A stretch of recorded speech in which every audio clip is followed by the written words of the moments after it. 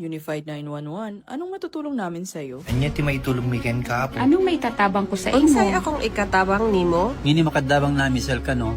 Sa anumang wika o dialekto, may tulong na darating sa iyo.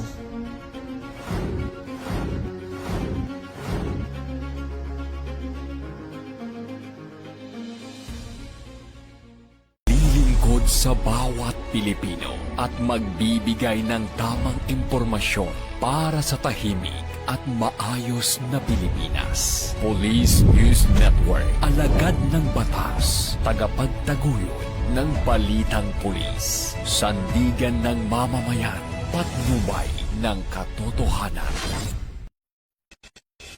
La Campo Crame, maghahatid ng pinakahuling kaganapan at nagbabagang balita. Ito ang PNN Police News Network.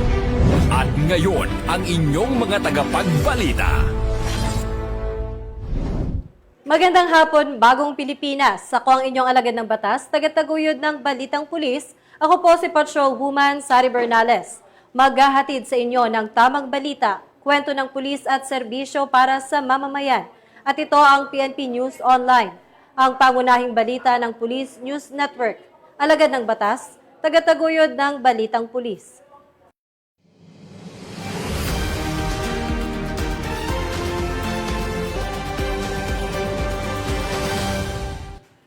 Narito ang mga balitang hatid ng ating PNN correspondents mula sa iba't ibang panig ng bansa.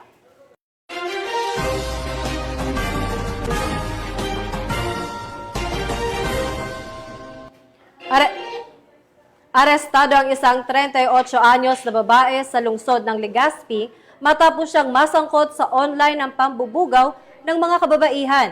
Ayon sa ulat ng mga otoridad, nakatutok ang operasyon sa pagtukoy at pagdakip sa mga sangkot sa human trafficking at iba pang kaugnay na krimen sa digital platforms. Patrolwoman Mary Grace Artizuela sa balita.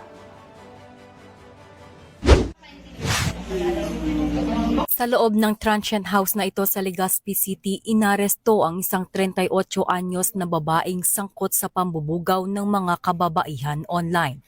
Sa isinagawang cyber patrolling, natuntun ng mga otoridad ang Facebook account ng suspect na nag-aalok ng mga kababaihan para sa sexual na aktibidad sa isang Facebook group.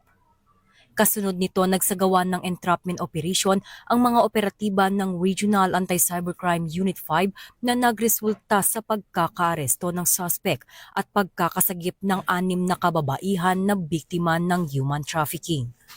Ang suspect ay kasalukuyang nahaharap sa kasong paglabag sa Expanded Anti-Trafficking in Persons Act of 2012. Ayon kay Acting Director Police Brigadier General Wilson C. Asweta, ang matagumpay na operasyong ito ay nagpapakita ng matatag na pangako ng PNP-ACG na protektahan ang mga vulnerableng individual laban sa online sexual exploitation at pananagutin ang mga nasa likod ng ganitong uri ng krimen. Mula dito sa Campo Crame, ako ang inyong PNN correspondent, Patrolwoman Mary Grace Artizuela, nagbabalita para sa Police News Network, alagad ng batas, tagataguyod ng Balitang Pulis. Maraming salamat, Patrolwoman Artizuela. Nakumpiska ang tinatayang 1.4 milyong halaga ng iligal na droga at naaresto ang isang high-value individual sa isang operasyon ng Philippine National Police. Ayon sa ulat, bahagi ito ng pagpapatuloy na kampanya ng PNP laban sa iligal na droga upang mapanagot ang mga pangunahing sangkot sa iligal na aktibidad. Tinutukan niya ni Patrolwoman Mary Tony Veva. Umabot sa 1.4 milyong halaga ng hinihinalang shabu ang nakulimbat ng mga operatiba ng Muntinlupa City Police Station sa isang high-value individual nitong Sabado lang, bandang 2:00 na madaling araw sa Old City Terminal, Barangay Alabang, Muntinlupa City. Base sa investigasyon, nagsagawa ng buy-bust operation ng Station Drug Enforcement Unit sa ilalim ng pamumuno ni Police Colonel Robert C. Domingo, Chief of Police ng Muntinlupa, na nagresulta sa pagka-arresto aresto ni aka Kuya Dan, 49 na taong gulang, residente ng Sampaguita Street, lungsod ng Parañaque. Si Kuya Dan ay itinuturing umanong newly identified high-value individual at narecover sa kanya ang 207.25 grams na hinihinalang shabu na nakapaloob sa 5 pirasong heat-sealed transparent plastic sachet at may kabuong halaga na 1,409,300 pesos. Kasama sa nakumpiska ang 2,000 pisong ginamit bilang buy-bus money at ang sling bag na pinaglagyan umano ng iligal na droga. Mahaharap sa kasong paglabag sa Section 5 at 11 Article 2 ng RA 9165 o ang Comprehensive Dangerous Drugs Act of 2002, ang suspect na kasalukuyang nakadetine sa custodial facility ng Muntinlupa City Police Station para sa tamang disposisyon. Mula dito sa Southern Police District, ako ang inyong PNN correspondent, Patrolwoman Meritoni Veva, at ito ang bagong PNP para sa bagong Pilipinas, serbisyong mabilis, tapat at nararamdaman. Maraming salamat, Patrolwoman Veva. Naaresto ang nangungunang Regional Most Wanted Person ng National Capital Region Police Office sa lungsod ng Caloocan. Kinakasuhan ang suspect sa mga kasong qualified rape, acts of lasciviousness at sexual assault. Ayon sa ulat ng mga otoridad, yan ang balitang tinutukan ni Patrolwoman Glazel Ann Esperanza.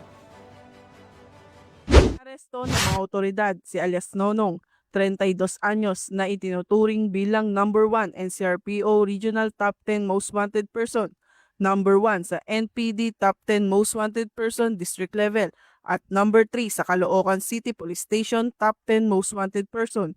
Isinagawa ang pag-aresto sa Bagumbong Barangay 171 Caloocan City sa bisa ng warrant of arrest, kaugnay ng mga kasong qualified rape na may 3 bilang, acts of lasciviousness na may 4 na bilang, at sexual assault sa ilalim ng Article 266A2 na may kaugnayan sa RA 7610 o Special Protection of Children Against Abuse, Exploitation, and Discrimination Act. Ang pagdakip ay bunga ng isang manhunt operation na isinagawa ng mga operatiba ng District Special Operation Unit, katuwang ang warrant and subpoena section ng Caloocan City Police Station at NDIT RIU NCR. Inaaresto ka namin sa bisa ng warrant of arrest, ha? Na-inisyo ng Branch 1, Caloocan City. Walang inirekomendang piyansa para sa 3 bilang ng qualified rape, habang para sa 4 na bilang ng acts of lasciviousness at sexual assault, kaugnay ng RA 7610 ay may inirekomendang piyansa na 900,000 pesos. Ang matagumpay na operasyong ito ay patunay ng patuloy na pagsisikap ng Philippine National Police sa pagpapatupad ng batas, alinsunod sa advokasiyang bagong PNP para sa bagong Pilipinas, serbisyong mabilis, tapat at nararamdaman. Mula rito sa Northern Police District, ako po ang inyong PNN correspondent, Patrolwoman Glazel Ann Esperanza, alagad ng batas, tagataguyod ng Balitang Pulis. Maraming salamat, Patrolwoman Esperanza. Nakumpiska ang tinatayang 3.5 milyong halaga ng illegal na droga at naaresto ang isang bagong high-value individual sa isang operasyon ng Philippine National Police. Muling magbabalita dyan si Patrolwoman Meritoni Veva. Tulungan ng bagsak ng 32 taong gulang na lalaking sospek nang masamsam sa kanya ang humigit 30 milyong pisong halaga ng shabu sa ikinasang anti-illegal drug buy-bust operation ng Parañaque City Police sa Simplicio Cruz Compound Main Road, Barangay San Isidro, Parañaque City. Alas 8 ng umaga nitong Sabado, February 28, nang maaresto si alias Genesis, residente ng kaparehong barangay, dahil sa paglabag sa Section 5 at 11 Article 2 ng RA 9165 o ang Comprehensive Dangerous Drugs Act of 2002. Ikinasa ng Station Drug Enforcement Unit sa pangunguna ni Police Lieutenant Michael C. Guanzon, SDEU Officer in Charge, ang nasabing operasyon sa ilalim ng pamamahala ni Police Colonel Nicolas Espinion, Chief of Police. 2 linggo nang tinatrabaho ng ating mga operatiba sa Station Drug Enforcement Unit at kanina nga nag-conduct sila ng bypass operations at nahuli yung ating suspect.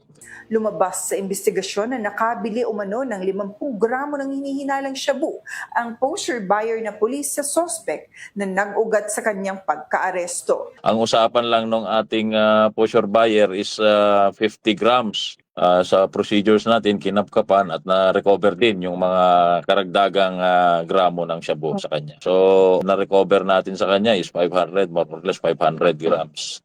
Kuha rin ang blue sling bag na pinaglagyan umano ng illegal na droga, cellphone na ginamit pang transaksyon at 49,000 na peking pera bilang buy-bust money. Kasalukuyang nakakulong sa custodial facility ng Parañaque City Police Station si Genesis para sa kaukulang investigasyon at tamang disposisyon. Mula dito sa Southern Police District, ako ang inyong PNN correspondent, Patrolwoman Meritoni Veva, at ito ang bagong PNP para sa bagong Pilipinas, serbisyong mabilis, tapat at nararamdaman. Maraming salamat, Patrolwoman Veva. Nakumpiska ang smuggled na sigarilyo na nagkakahalaga ng tinatayang 400,000 sa isang checkpoint sa lalawigan ng Lanao del Norte. Ayon sa ulat ng mga otoridad, isinagawa ang operasyon upang mahadlangan ang iligal na pagpasok at bentahan ng smuggled goods sa rehiyon. Patrolman Kim Luna magbabalita. Higit 400,000 pesos na halaga ng smuggled cigarettes ang nasamsam ng First Provincial Mobile Force Company Lanao del Norte sa isinagawang checkpoint operations sa Barangay Samburon noong 2 ng Marso taong kasalukuyan. Bandang alas 9 ng umaga, pinara ng mga pulis ang isang Toyota Revo wagon na patungong Iligan City mula sa bayan ng Munay. Sa inspeksyon, agad na namataan sa loob ng sasakyan ang mga kahon ng iligal na sigarilyo. Nabigong magpakita ng kaukulang dokumento ang driver dahilan upang kumpiskahin ang mga kargamento nito. Nasamsam sa naturang operasyon ang 10 master cases o 500 rims ng Modern at San Marino cigarettes. Dinala sa Linamon MPS ang driver para sa dokumentasyon habang ang mga nasamsam na sigarilyo ay ipapasa sa Bureau of Customs Iligan City para sa wastong disposisyon. Mula dito sa Lanao del Norte Police Official Office, ako yung PNN Correspondent, Patrolman Kim Luna, alagad na batas, tagataguyod ng Balitang Pulis. Maraming salamat, Patrolman Luna. Naaresto ang isang recruitment scammer sa lungsod ng Parañaque matapos mahuli sa isang entrapment operation ng mga otoridad. Ayon sa ulat, inilatag ang operasyon upang tuklasin at dakpin ang suspect na sangkot sa iligal na panlilinglang sa mga naghahanap ng trabaho. Patrolwoman Meritoni Veva muling magbabalita. Isang high-stakes entrapment operation ang matagumpay na isinagawa ng Southern Police District na nagresulta sa pagkakaaresto ng isang hinihinalang recruitment scammer at extortionist sa Parañaque City. Bandang alas 4 ng hapon ng February 26, inaresto ng mga operatiba ng District Special Operations Unit katuwang ang Parañaque City Police ang suspect na si alias Rosendo, 46 na taong gulang at isang hinihinalang Petty Officer 1 ng Philippine Coast Guard sa kahabaan ng Redemptionist Road, Barangay Baclaran.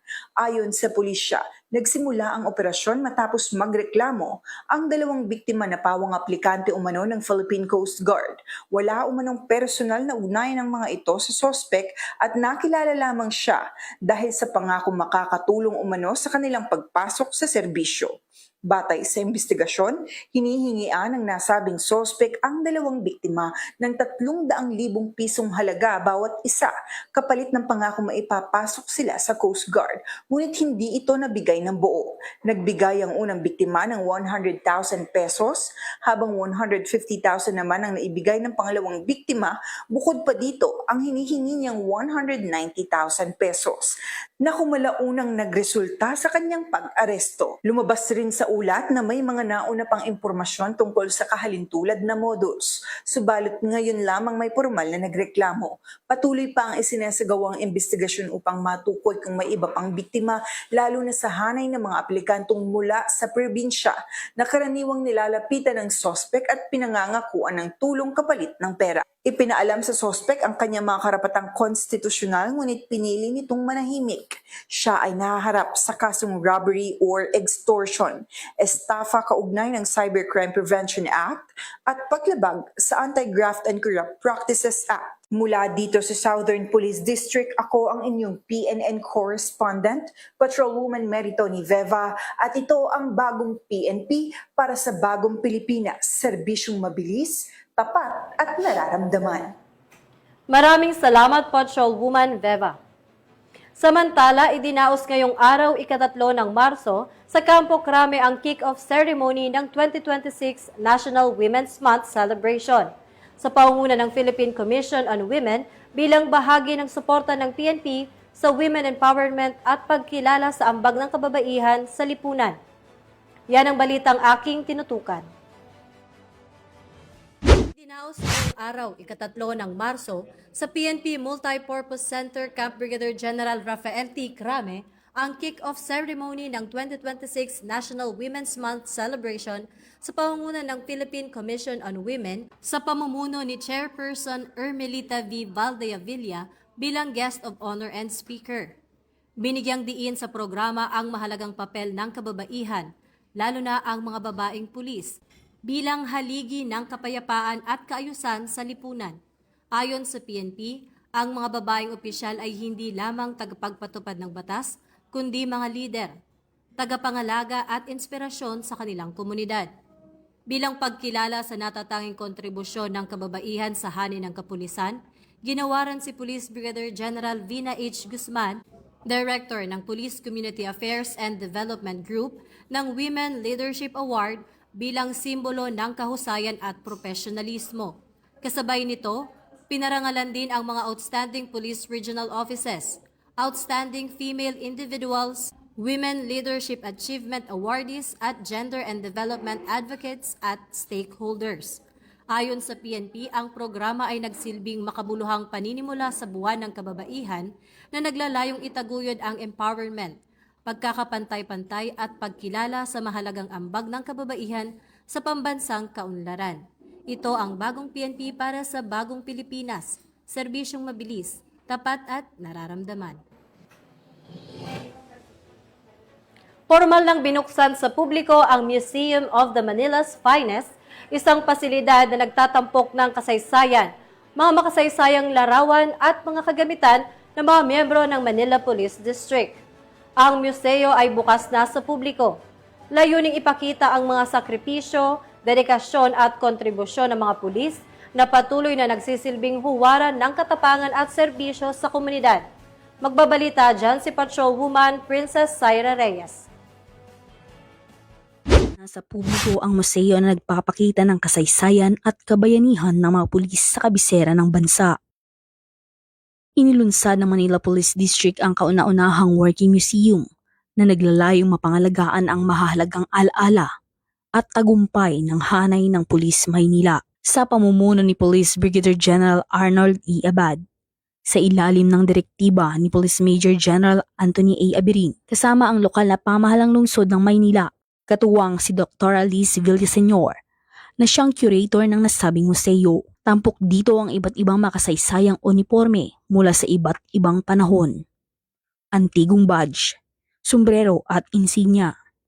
Mga dating gamit sa komunikasyon tulad ng telepono at makinilya, mga kagamitan sa investigasyon, iba't ibang uri ng baril at mga larawan ng iba't ibang namuno sa hanay ng mga pulis Maynila, gayon din ang mga larawan ng sumilalim sa mahalagang operasyon at kaganapan sa kasaysayan ng Manila Police District. Sa gitna ng patuloy na pagbabago ng panahon, nananatiling mahalaga ang pag-alala sa nakaraan. Ang Manila's Finest Museum ay kwento ng katapangan, katapatan, sakripisyo at pagmamahal sa lungsod. Ito ay simbolo ng pagpapahalaga sa kasaysayan at patuloy na paghubog ng responsableng mamamayan. Sa loob ng isang sentenaryo at 25 taon, napanatili ang kaayusan at kapayapaan sa lungsod ng Maynila. Ito hindi lamang pagbibigay-pugay sa nakaraan, nagsisilbi rin itong inspirasyon sa patuloy na paglilingkod para sa kapayapaan noon at ngayon. Ang Manila Police District,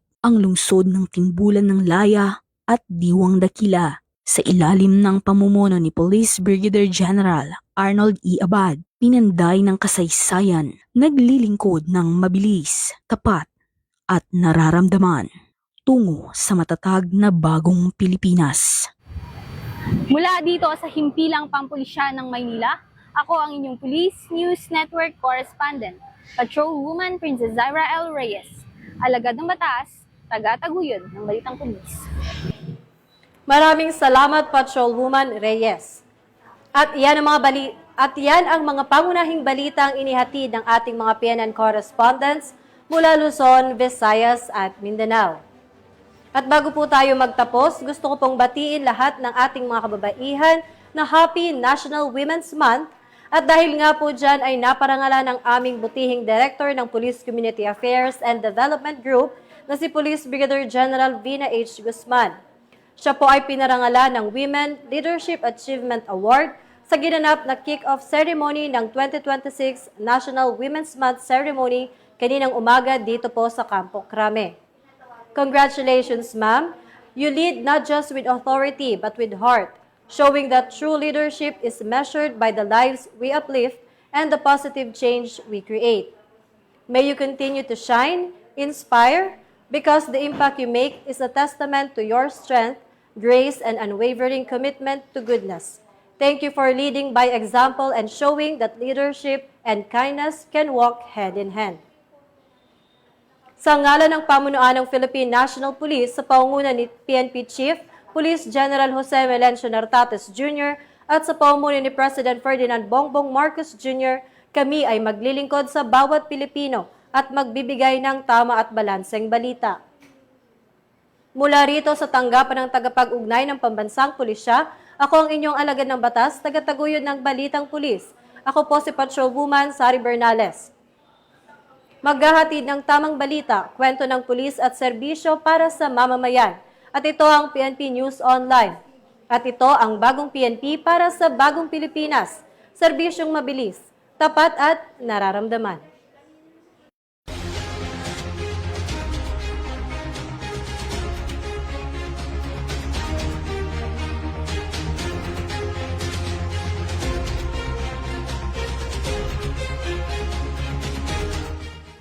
Police News Network, alagad ng batas, tagapagtaguyod ng Balitang Pulis.